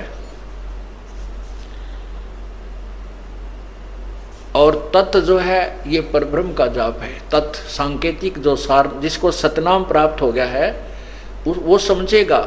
अब जैसे हम प्रथम मंत्र में आपको ओम नाम दिया जाता है, वो सावित्री ब्रह्मा जी का जाप है, अर्थात वो स्वाद चक्र को खोलने की कुंजी है। अब स्थान स्थान पर अंतर होता है। जैसे एक लड़की के पिता का नाम भी हवा सिंह है और पति का नाम भी हवा सिंह है। अब स्थान स्थान पर अंतर है।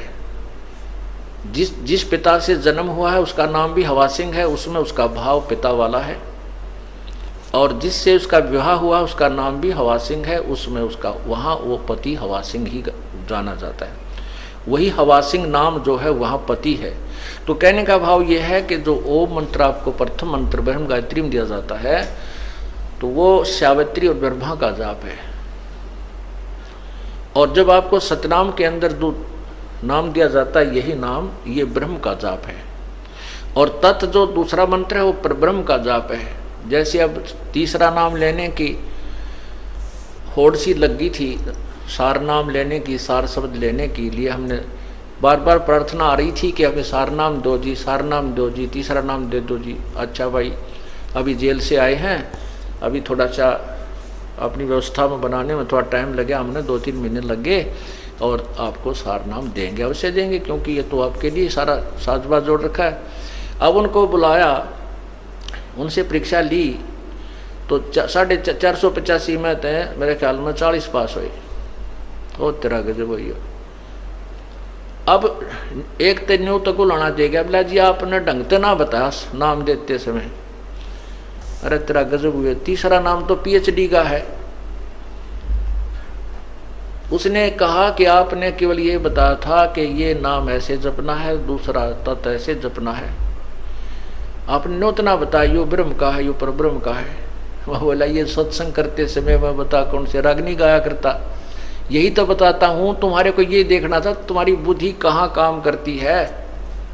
वो तेरा गजब हो। और फिर मन ने बुलाना देने का आपने ढंग से ना बताया है, यह भी बुलाना उठूंगा भाई। आए सत्संग में बताता हूँ, हर बार कहता हूँ कि तत् यो ब्रह्म ओम ब्रह्म का जाप है, और तत् जो दूसरा मंत्र ये पर ब्रह्म का जाप है, और तीसरा पूर्ण ब्रह्म का जाप है।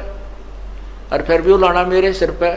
और तेरा पहली क्लास की बातें करते हो बच्चे, कोई बात नहीं, इसलिए आपको बार बार बुलाया गया है और ये अभ्यास आपका होगा। तीसरा नाम देना तो परमात्मा ही देना है, और उसमें फिर आपके पास समय भी नहीं है। जैसे उस दिन 485 नाम लिखा गए थे, 285 भाग गए, 200 रह गए, 200 में थे 20-30 वो पास हुए। वो भाग्य उनके पास एक दिन और रुकने का समय नहीं था। रोहतक गए, रोहतक तो निकल गए उधर के उधर, कदे फिर घर के छो माजा। अरे पुण्यात्माओं, परमात्मा पाने के लिए ये नाम तो ऋषि में ऋषियों को नहीं मिला जिन 88-80 वर्ष तक तप किए, और आपको एक दिन और रुकने में परमात्मा निकटाव थे और वो भी छोड़ के भागे। तो फिर तीसरे नाम के योग्य भी हो कहाँ गए? अपनी नमज आप टटोल लिया करो एक आदि पर कि हम कितने योग्य हुए हैं। सार नाम अब्राहिम सुल्तान अधम बलक बुखारे का बादशाह था, उसने घर त्याग दिया। परमात्मा ने कहा था बेटा जा बेशक तो अपना राज्य भी कर, भक्ति कर। तो उसने कहा नहीं पिता, नहीं परमात्मा, अब तो बच्चे संभाल लेंगे, वो सियाने हो गए, अब उस नरक में नहीं जा सकता, और मुझे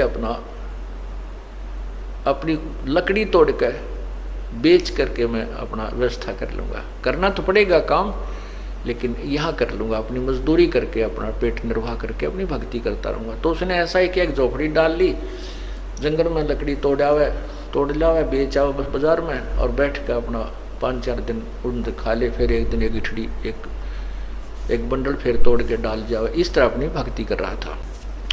प्रथम मंत्र दिया, फिर सतनाम दिया प्रभु ने, फिर सार नाम के लिए, क्योंकि सत्संग में सुनता रहता था, फिर कहा भाई सार नाम भी दिया जाएगा, सार नाम के बिना मोक्ष नहीं हो सकता।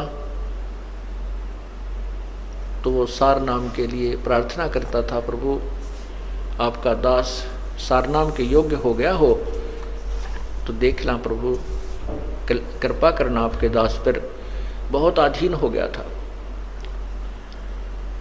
परमात्मा ने कहा भी अवश्य बेटा, नाम जब तुम योग्य हो जाएगा अवश्य नाम देंगे। तो एक दिन प्रभु ने कहा भी तुमको सार नाम दिया जाएगा,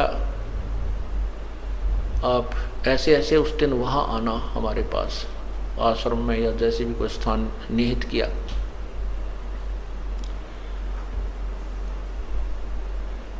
अब उधर से परमात्मा ने अपनी एक शिष्या से कहा बेटी, क्योंकि जहाँ परमात्मा रहते थे, क्योंकि सतगुरु ना जाने कितनी बार आए हुए हैं, वो केवल कबीर नाम से प्रकट हुए हैं, कति आम्या सामी तो अब मैं भगवान हूँ और वो सारा। अन्य उनमें भी आए हैं और कुछ दिन अतिथि रूप में रहे हैं, उनके विषय में कोई ये नहीं बता पाया कि ये कौन थे, कहाँ के रहने वाले थे। प्रश्न करा करते थे भी आप कौन हो, कहते संतों के बारे में ज़्यादा नहीं खोजबीन नहीं करनी चाहिए। इस तरह वो गुप्त रूप में काफ़ी समय तक 10-20 वर्ष 50 वर्ष कहीं रह जाते थे, फिर चले जाते थे, अपने अन्य रूप ना बना कर भी आते रहे।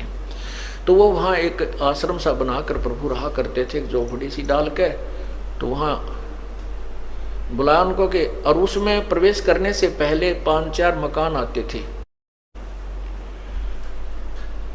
और वो एक ही गली थी उसमें एंट्री करने की, और उसमें 5-4 जो मकान थे उनमें से एक मकान अपने भगत का था। तो उस लड़की से कहा, बेटी अब के ये भगत आएगा सार नाम लेने के लिए, उस दिन बता दिया, उस दिन आना, क्योंकि वो गुरु वचन पर चलता था, भगत गुरु वचन पर चलते थे, उसी दिन आना था।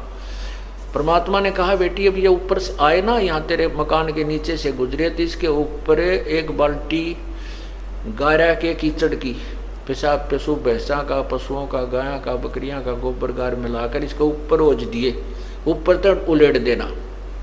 और इसकी फिर क्या प्रक्रिया हो, इस गारा के मिट्टी के कीचड़ के डलने के उपरांत इसकी क्या प्रक्रिया हो वो मुझे बताना, यो तुझे कैसा व्यवहार करे। तो उस लड़की ने ऐसा ही किया।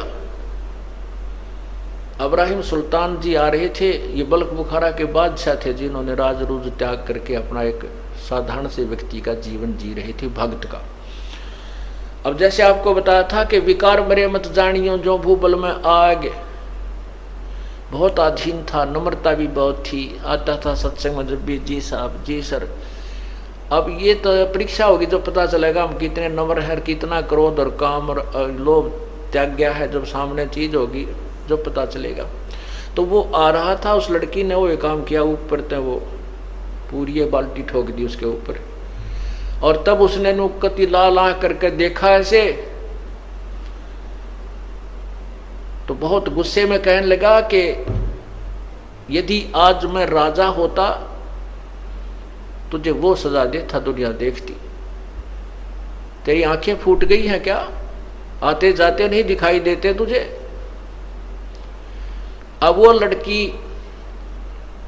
थोड़ी सी देर के बाद नहा धो कर अपने वहाँ भी पहुंच गई आश्रम में। तब पूछा, बेटी वो किया आपने फार्मूला प्रयोग? बिल्हा जी किया।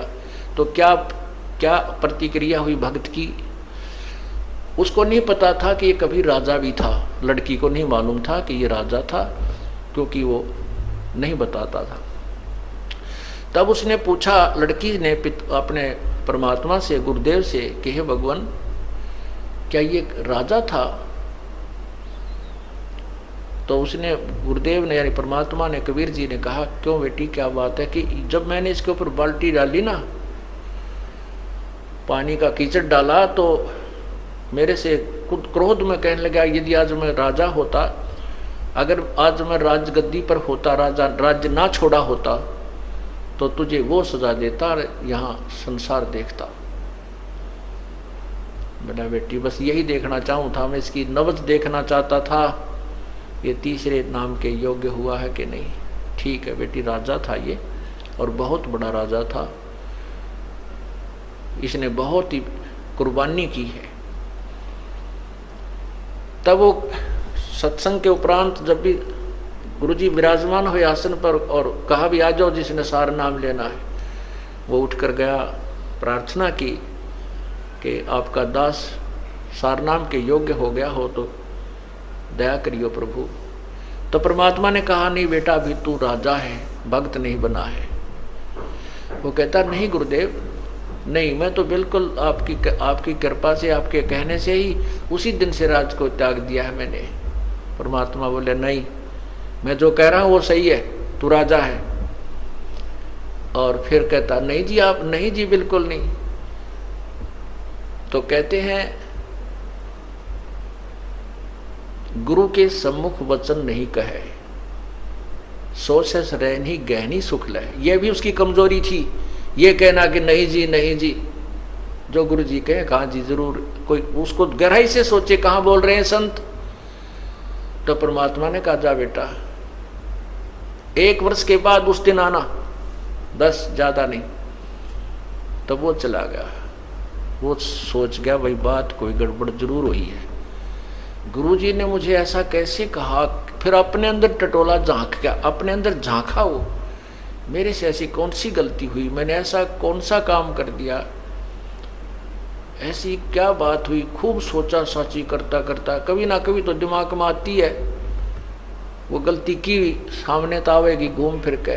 तो उसके मन में आया, हो ना हो उस दिन उस बहन ने कीचड़ डाला था, कहीं मैंने उसको कुछ कह दिया। फिर उसने सोचा गुरुजी को क्या पता, फिर वो काल घुमा दे। कहने का भाव यह है, 1 वर्ष में उसको इतनी तड़फ लगी, सार नाम प्राप्ति की, और ज्यादा तड़फा, रोया, ये भगवान मैं पापी आत्मा हूँ, जिस परमात्मा के पाने के लिए मैंने घर भी छोड़ा, सब कुछ त्याग दिया, और वही नहीं मिला मुझे नीच को, तो ये जीवन व्यर्थ हुआ। तो बहुत विनम्र हो गया, अंतःकरण के अंदर बहुत ज़्यादा विनम्रता, रोने से परमात्मा की ज़्यादा भक्ति की। 1 वर्ष के बाद वो फिर उस दिन, निर्धारित दिन को आया, तो परमात्मा ने कहा बेटी आज फिर वही फार्मूला करना इसके ऊपर, और इसकी प्रतिक्रिया बताना मुझे। दूसरी बार जब वो आया, बल्ख बुखारे का बादशाह उसी स्थान से गुजर रहा था, उस लड़की ने ऊपर से उसी प्रकार वह कीचड़ डाल दिया।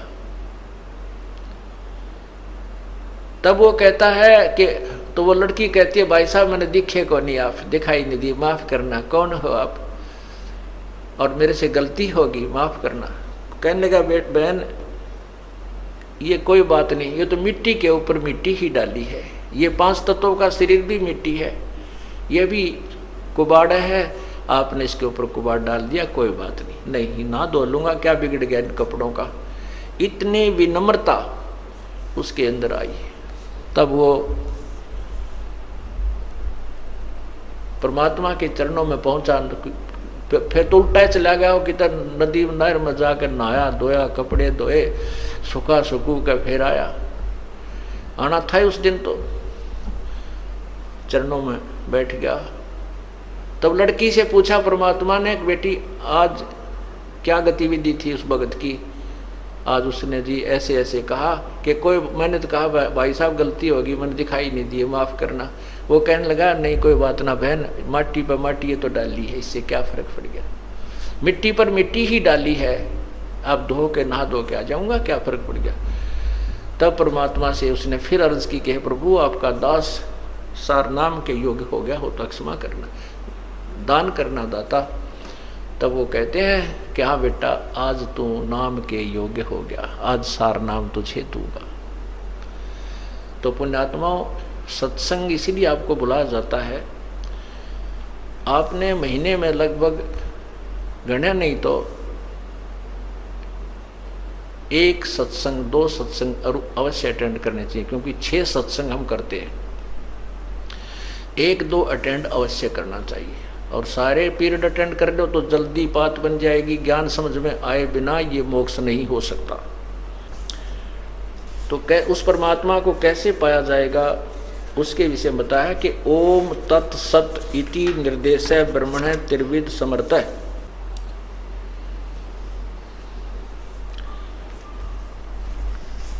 अब यहाँ क्या बताते हैं,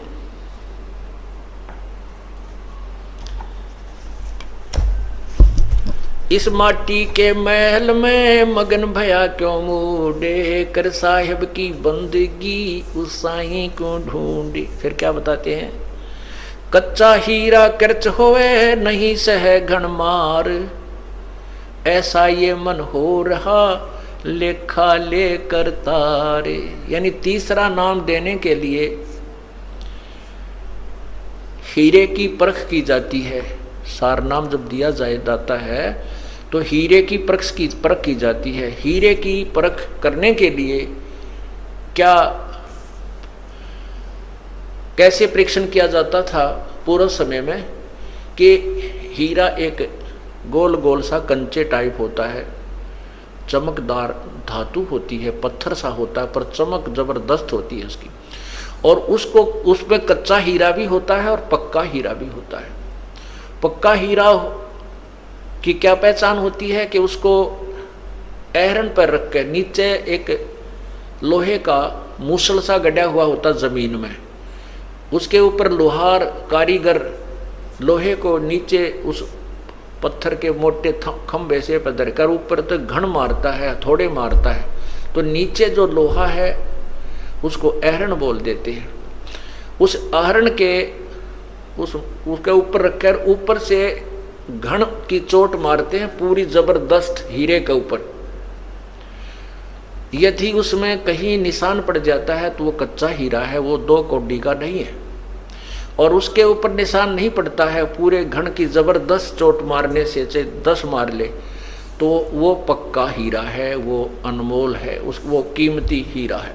तो यहाँ पर जो आपकी परीक्षण की जाती है तीसरे नाम के लिए, अब ये जो था ये क्रोथा कांड जो हुआ है, इन अज्ञानियों ने तो अपने कर्म बिगाड़ दिए और परमात्मा ने हम हीरों को परखना था या गण के ऊपर धर के ऐरण पर धर के गण की चोट मार के देखी थी।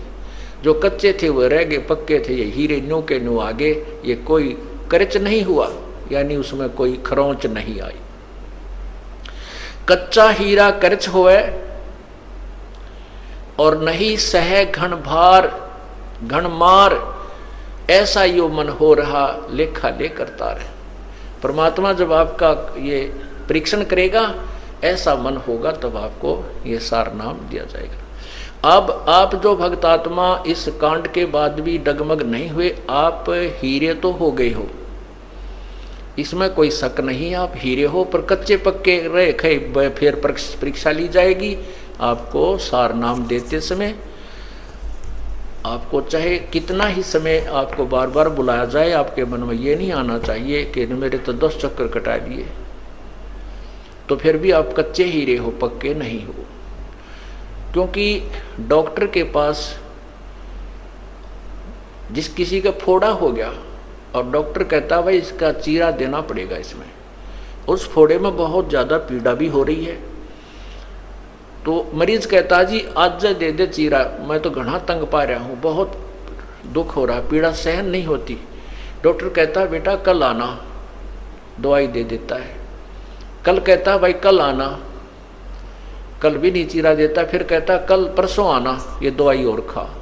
क्योंकि जब तक वो पक्का नहीं हो लेगा तब तक उसके चीरा देने से कोई यूज नहीं है। पक्का होने के बाद ही वो चीरा देकर मवाद निकाला जाएगा, तभी वो घाव भरेगा, उसका समाधान ट्रीटमेंट ऐसे ही होता है। तो ऐसे ही आपके कहने से, आपकी जल्दी करने से डॉक्टर अपनी प्रक्रिया चेंज नहीं कर सकता, करवाओ चाहे मत करवाओ। इसी प्रकार आपको कच्चे घाव में, कच्चे फोड़े में चीरा नहीं दिया जाएगा, आपको नाम दिया जाएगा। लेकिन आप जब ये दास उचित समझेगा तभी आपको नाम मिलेगा। और आप जितनी बार बुलाया जाएगा नहीं आओगे तो फिर आपको बता ही दिया, कच्चा हीरा करच होए नहीं सह घन भार, ऐसा ये मन हो रहा लेखा ले करता। तो तीसरा नाम जो है ये परमात्मा प्राप्ति का है। कैसे? पूर्ण ब्रह्म की प्राप्ति का है। सतगुरु सौदा कर वो नहीं बाद जाते हैं। तो ये सतगुरु सौदा कर वो, पूर्ण संत का सौदा कर, पूरे संत से, पूर्ण संत से अपना सौदा कर, उससे माल खरीद, नहीं तो तेरा जीवन व्यर्थ जा रहा है। जिन तेरा पिंड प्राण बनाया उस साहिब से डरवो, उस साहिब से, उस परम पिता से, पूर्ण ब्रह्म से। अजप्पा जाप जपो मन बोरे है, जम किंकर से लरवो। अजप्पा जाप, ये सतनाम जो है इसको अजप्पा जाप भी कहते हैं। श्वास बाहर, श्वास उश्वास से नाम जपया जाता है सतनाम का, जिसमें 2 मंत्र हैं। एक ओम मंत्र है ये ब्रह्म का, और तत् मंत्र जो आपको संकेतिक मंत्र है, उपदेशी को ही बताया जाता है, वो पर ब्रह्म का। इसको श्वास उश्वास से जपया जाता है। सांस उश्वास, एक श्वास बाहर छोड़े उसको श्वास बोलते हैं, उल्टा ले हुए वापस लेते हैं उसको उश्वास कहते हैं। श्वास उश्वास से जाप जपा जाता है, उसको अजप्पा जाप कहते हैं।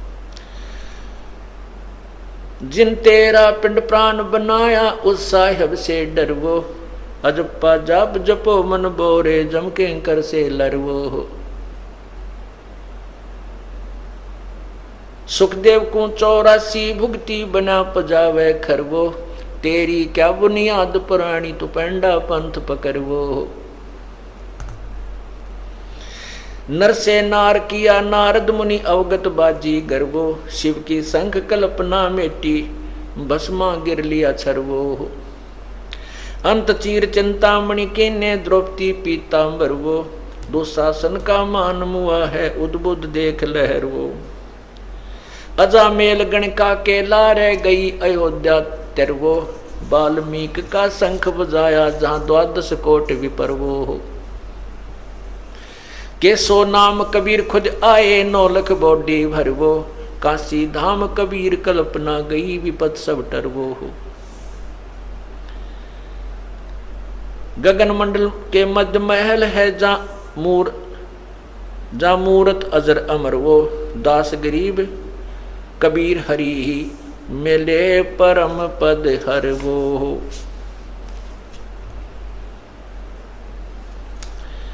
अब इसमें क्या बताया है कि सतगुरु सौदा कर वो, नहीं तो भाई बाद जात है, व्यर्थ तेरा जीवन समाप्त हो रहा है। जिस परमात्मा ने तेरा जीवन प्राण यानी तेरी आत्मा उत्पत्ति की और पिंड ये शरीर बनाकर दिया, उस परमात्मा से डर। अजप्पा जाप जपो मन बोरे जम किंकर से लरवो।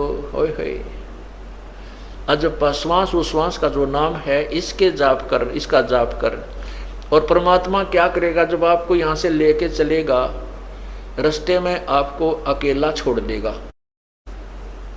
और चारों तरफ आपके यमदूत, क्योंकि परमात्मा के जाते ही यम के दूत जैसे मच्छर आ जाते हैं, मच्छरदानी हटते ही चारों तरफ घूम जाएंगे। उस समय डरना नहीं, घबरा मत जाना, परमात्मा आपके आसपास है, दृश्य आपको दिखाई नहीं दे रहा, आपके पास है, होगा, लेकिन वो आपकी ट्रेनिंग देखेगा। उस समय आपको ये देखेगा कि इसने ज्ञान कितना सुन रखा है, यो नाम कैसे अब कैसे बचाव करेगा इनसे, कैसे। परमात्मा कहते हैं मोला बैठा मोर से देखे जन की भेड़, तो 12 कोट जम किंकर जहां एक नाम की खैड़। ये जो सत्य नाम है, सार नाम है जो आपको दिया गया है, ये सार नाम और सतनाम दोनों मिलकर के ये तीसरा मंत्र बन जाता है, ओम तत्सत। और ये अजप्पा जाप कहलाता है। जब आपके ऊपर कोई आपत्ति ऐसी आती है तो आपने सतनाम का श्वास उस श्वास से जाप कर देना शुरू कर देना चाहिए। जैसे आप कई बार सोपन में दब जाते ऐसा लगता है, चाहे सोपन, क्योंकि सोपन तो उसमें ही लगता है कि हम सोपन में हैं, उस समय तो हमें यथार्थ ही महसूस होता है। कोई आपत्ति आती है, इस तरह को भयंकर वस्तुएं दिखाई देती हैं, तो सतनाम का सिमरण करना शुरू कर देना चाहिए श्वास उस श्वास से। तो क्या बताते हैं कि मोला बैठा मोर्चे, वो परमात्मा आड़ में बैठ के अपने भगत की उस खिलाड़ी का खेल देखता है, ये कौन सा दाव लगाता है दुश्मन के ऊपर। जैसे कोच देखता है अपने खिलाड़ी को, ये पहलवान को, ये कौन सा दाव लगाता है इस दूसरे पहलवान को चित करने के लिए। मौला बैठा मोर्चे देखे जन की भेड़, भेड़ माने भिड़ंत, उसकी कुन की कुश्ती देख रहा है यम किंकरा की और अपने भगत की। तो उसके लिए क्या दाव बताते हैं कि 12 करोड़ यमदूत वहां पर हो और एक सतनाम का सिमरण कर दे, या एक टक्कर में वह सारे कमर के तान गिरेंगे, उनके जो है ना पीछा जाके लगेगा। 12 कोट जम के इंकर जहां एक नाम की खैड़, खैड़ माने टक्कर मारना, नू सुंडी में मारे दावे का टक्कर, फिर वो एकदम गिर जाए। तो ये जो आपका जो तीर है, ये श्वास वो श्वास का एक सिमरण, एक ही सिमरण के करने से कहते हैं 12 करोड़ यम के दूत इधर उधर बिखर जाएंगे, निकट नहीं आएंगे। फिर परमात्मा आपको सीने से लगाकर ले चलेगा, हालांकि आपत्ति नहीं आने देगा बिल्कुल भी। फिर वो देखा तो है ना, ये कौन सा फार्मूला अपना हुआ है, अकूड़ा माँ ने याद कर, हाय माँ मर गया, हाय बाबू मर गया, हाय मन बचाइयो, तो वहाँ कोई बचाने वाला नहीं होता। वहाँ ये नाम और भगवान बंदी छोड़ गढ़ा नहीं था, फिर है बंदी छोड़, है बंदी छोड़ करने लग जियो। कि देवड़ा माता पिता को याद करने लग जाओ, कति फेल हो जाओगे। अब क्या बताते हैं, उस परमात्मा के पाने की विधि बता रहे हैं। है महबूब मिला पीवो, निकट रहंदा बिछुड़ न जांदा। है महबूब मिला पीवो, 2100-600 दम है। 2100-600 दम है, नाभ नासिका मा पीवो। श्वास उश्वास मध्य बसत है, जिन ये थापना था पीवो। सुरत नरत मन पवन समोवो, जपले अजप्पा जा पीवो। तिल की ओट सुमेर बसत है, समझ बूझिया का पीवो। गरीब दास सट दर्शन खाली, पत्थर पूजे पापी वो। कि जो पत्थर पूजते हैं वो अपराधी हैं, क्योंकि गीता जी में लिखा है कि शास्त्र विधि को छोड़कर जो अन्न उपासना करते हैं वो अपराध कर रहे हैं। जैसे गीता जी अध्याय नंबर 7 के श्लोक नंबर 12 से 15 में तीनों गुणों रजगुण ब्रह्मा, सतगुण विष्णु, तमगुण शिव जी अर्थात त्रिगुणमयी माया के उपासकों को भी राक्षस स्वभाव को धारण किए मनुष्यों में नीच दुष्कर्म करने वाले मूर्ख कहा है।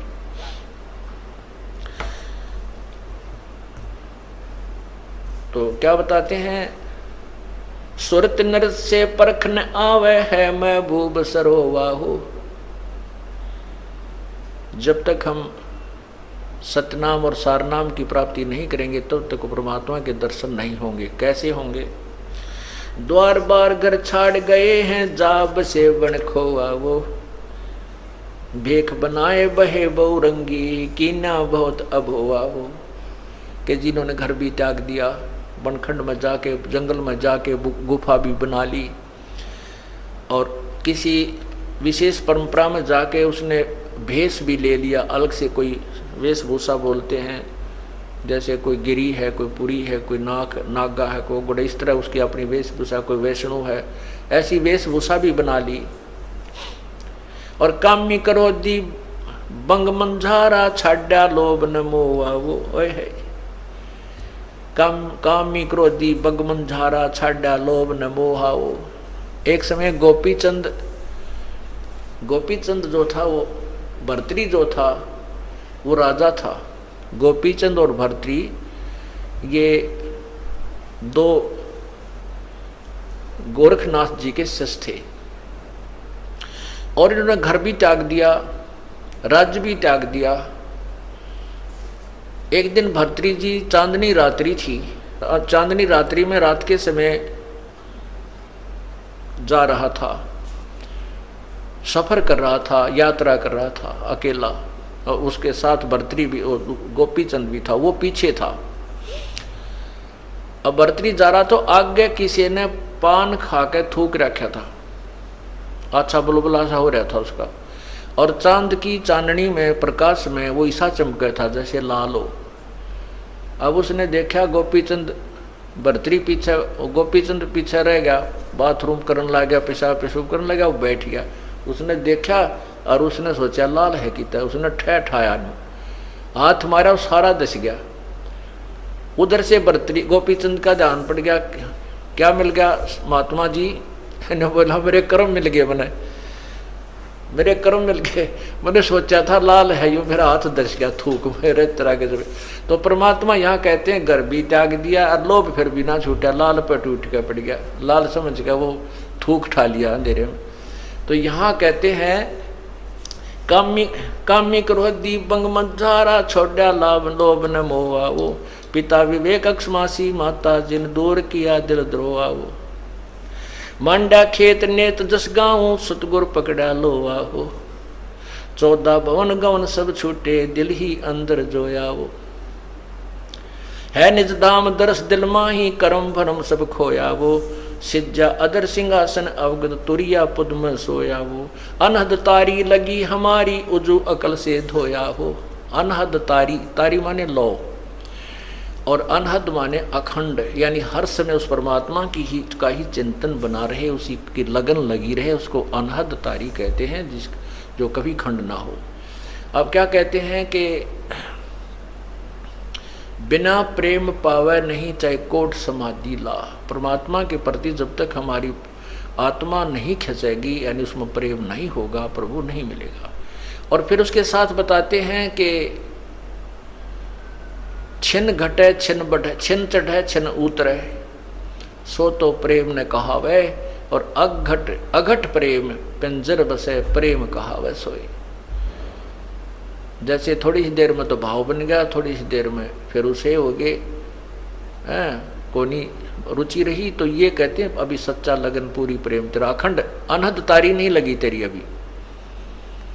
छिन चढ़े छिन उतरे, सो तो प्रेम ना कहावे, और अघट प्रेम जो कभी ना घटने वाला, कभी कम न होने वाला जो प्रेम शरीर में बस जाएगा, तो प्रेम कहावे सोई।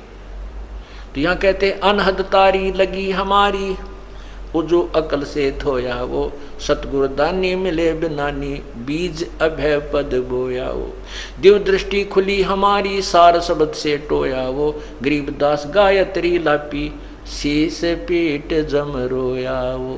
ओए होए, कहते हैं हमारे जो ज्ञान रूपी अखियां हमें मिल गई, सच्ची लो लगा के भजन किया, और फिर हमारी दिव्य दृष्टि खुली, और सार शब्द से टोया वो गुम हुआ भगवान, वो छुपा हुआ परमात्मा जो सतलोक में विराजमान है, इस सार शब्द से टोया वो। परमात्मा की प्राप्ति होनी है सार शब्द से, और ये सार नाम जो आपको मिलना है, ये तीसरा मंत्र है जो पूर्ण ब्रह्म का है। तो ये 3 मंत्र के जाप से परमात्मा प्राप्ति होती है। दिव्य दृष्टि खुली हमारी, सार शब्द से टोया वो, गरीबदास गायत्री लापी, और शीस पीठ जमरोया हो। ये गायत्री नहीं है जो भूर्भुवः ओम भूर्भुवः स्वः तत्सवितुर्वरेण्यं भर्गो देवस्य, जो हम भी घोटाला रहे थे, खूब इसका दिन रात जप्या करते हैं, लेकिन इसका ये नहीं पता था ये क्या है। ओम तो इसके साथ लगता ही नहीं। ये तो यजुर्वेद के 36वें अध्याय का तीसरा मंत्र है, और एक किसी सदग्रंथ के केवल एक श्लोक का रट्टा लगाने से प्रभु प्राप्ति नहीं होती। वो तो प्रभु के गुणों का ज्ञान होता है, वो कैसा है, क्या करता है।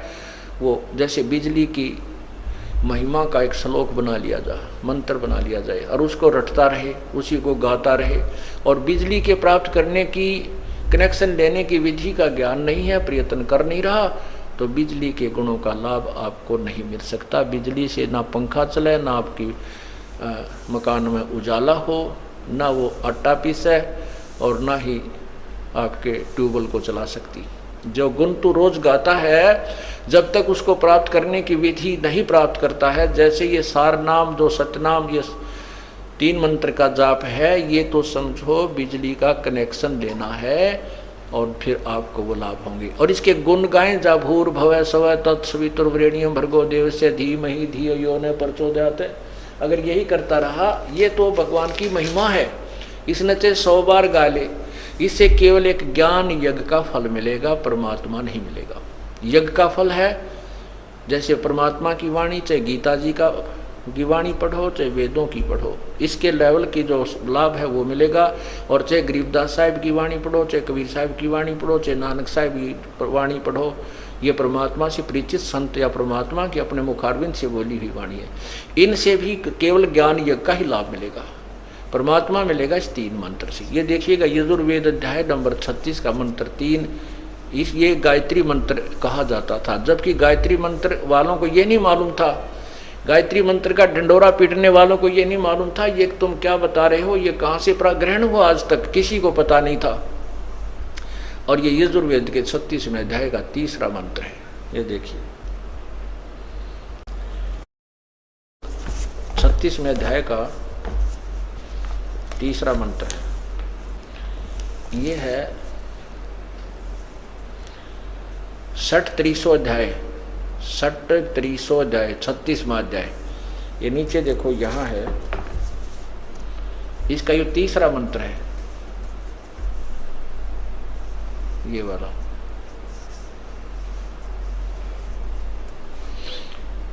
ये तीसरा मंत्र है,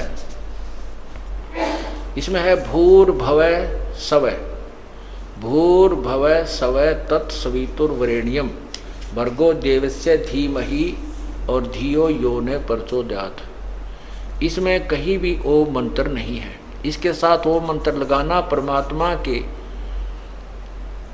परमात्मा की वाणी के साथ खिलवाड़ करना है, परमात्मा को अल्पज्य सिद्ध करना है। भगवान ने तो केवल इतना ही बोला, और इसमें हम और जोड़ दें कुछ तो वो हमारी अपनी नालायकी और चतुरता है कि हम दूसरों को अपनी सूझबूझ से अट्रैक्शन करने के लिए उनके साथ खिलवाड़ करें, उसे लाभ भी नहीं मिलता। जैसे मोटरसाइकिल या कार के पिस्टन के साथ में कोई नट अलग से वेल्ड करके कोई कहे कि अब ये पिस्टन और ज़्यादा अच्छा बन गया है, उसने तो काम बिगाड़ दिया। वो तो कंपनी ने स्पेसिफाइड बना रखा था, उसके साथ खिलवाड़ करना मूर्खता और उसके वर्केबिलिटी पर प्रभाव डालना ही है। तो इसके साथ ओम मंत्र नहीं लगना चाहिए। पूर्ण परमात्मा की महिमा है ये, और ओम है ये ब्रह्म का जाप। जैसे प्रधानमंत्री के साथ राष्ट्रपति को कहे मुख्यमंत्री साहब जी और फिर उसका नाम ले, वो कितना प्रसन्न होगा। प्रधानमंत्री को मुख्यमंत्री कहकर संबोधित करे तो वो बहुत नाराज होता है, और जो काम करना चाहे तो भी ना करे, उसको कहते भगा दे यहाँ को, इसको ये नहीं पता मैं मुख्यमंत्री हूँ या प्रधानमंत्री हूँ। मुख्यमंत्री मेरे सामने करबद्ध होकर खड़े हो जाते हैं। तो इसलिए इन नादानों ने, अनजानों ने ओम शब्द इसके साथ लगा करके भगवान की वाणी का अपमान किया हुआ, इससे कोई लाभ नहीं मिला। तो अब कौन सी गायत्री लापनी हमने? गायत्री का अर्थ होता है परमात्मा को हृदय से, जैसे किसी के इकलौते पुत्र की मौत हो जाती है, किसी की पत्नी की मौत हो जाती है, किसी के पति की मौत हो जाती है, और फिर वो कैसे लाप करता है, ऐसे गायत्री लाप करना होता। परमात्मा को इस कसक से याद करना होता है, जैसे वो उसके वियोग में और रो भी रहा है, उसको याद भी कर रहा है। कहते हैं गरीबदास गायत्री लापी, हमने उस परमात्मा की ऐसे सच्चे दिल से, सच्ची श्रद्धा से भजन किया उस मंत्र का, फिर शीस पीट जम रोया वो, यू काल अपने सर ने पीट पीट कर रोने लगा कि यूं तो गया मेरे हाथ तय, हम पार हो गए। तो इस प्रकार हम परमात्मा प्राप्ति करेंगे। बोलो सतगुरुदेव की जय।